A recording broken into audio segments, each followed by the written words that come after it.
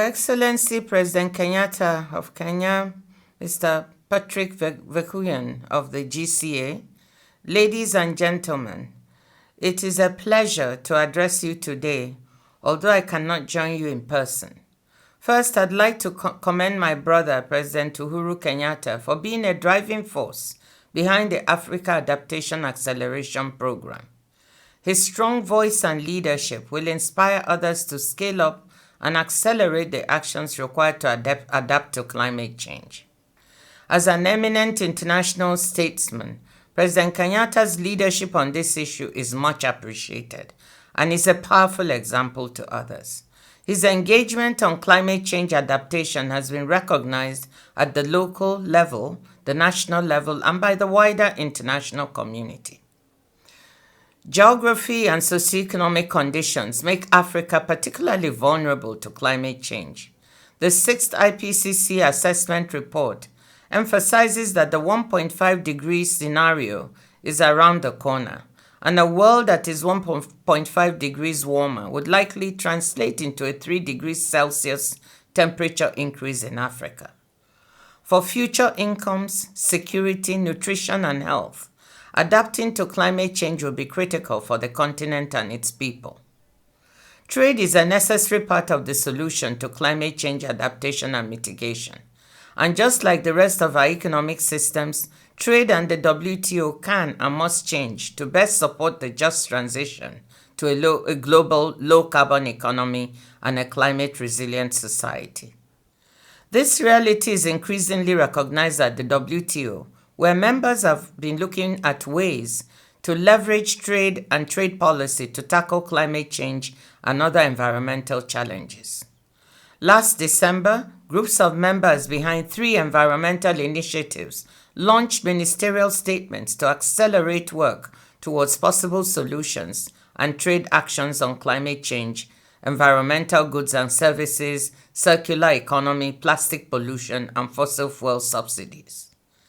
At the 12th WTO Ministerial Conference last month, the whole WTO membership agreed that climate change is a global environmental challenge and on the importance of the contribution of the multilateral trading system to addressing the Sustainable Development Goals.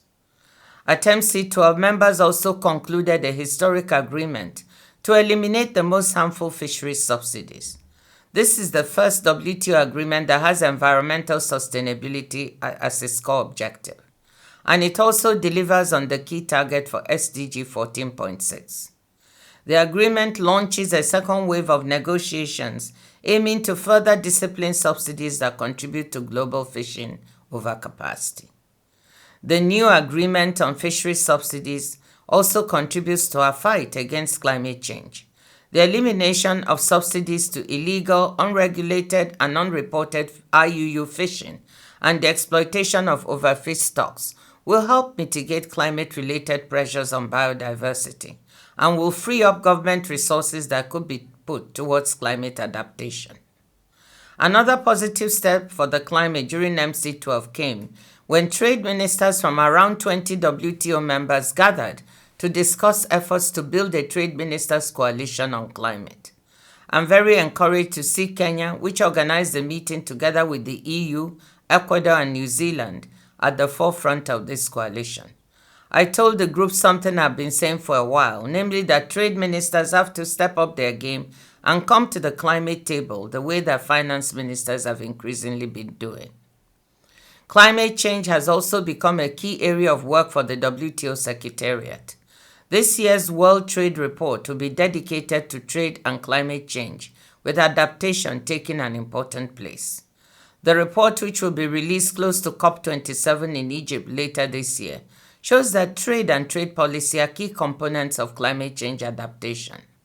Trade contributes to enhancing the economic resilience to extreme weather events, improving food security, providing access to climate-related adaptation technologies, and fostering economic growth and higher incomes necessary for adaptation action. And our research makes clear that more needs to be done on trade and adaptation. Let me highlight 3 points. First, the WTO and its members can do more to improve the functioning of markets for food and agricultural products to address food security challenges arising from climate change. Second, there is a need to strengthen trade policy monitoring and policy dialogue to make supply chains more resilient against climate shocks. Third, there is need for more international cooperation on technical assistance and investment in order to climate-proof infrastructure and upgrade productive capacities. On this last point, let me underline the immense financing challenge that developing countries are facing. Estimates of the annual cost for adaptation in developing countries range between $100 to $300 billion by 2030 and between $280 to $500 billion by 2050. This is according to a UNEP adaptation report. Climate finance amounted to $80 billion in 2019 and fell short of its $100 billion goal for 2020. It has not achieved the balance between adaptation and mitigation finance called for in the Paris Agreement.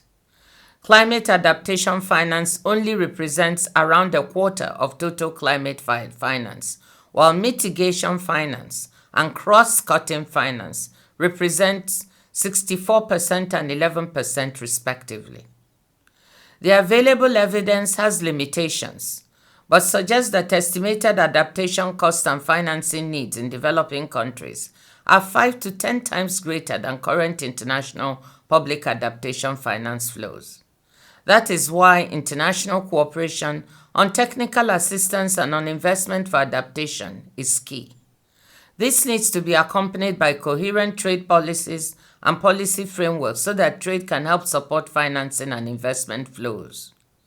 The WTO's strong collaboration with the GCA, the World Bank, the IMF, AfDB, and UNECA, and other international organizations reflects this urgent need to do more on adaptation.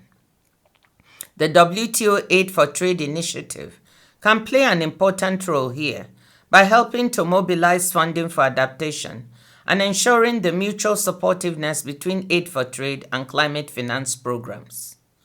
But also on Aid for Trade, there is the scope to do more.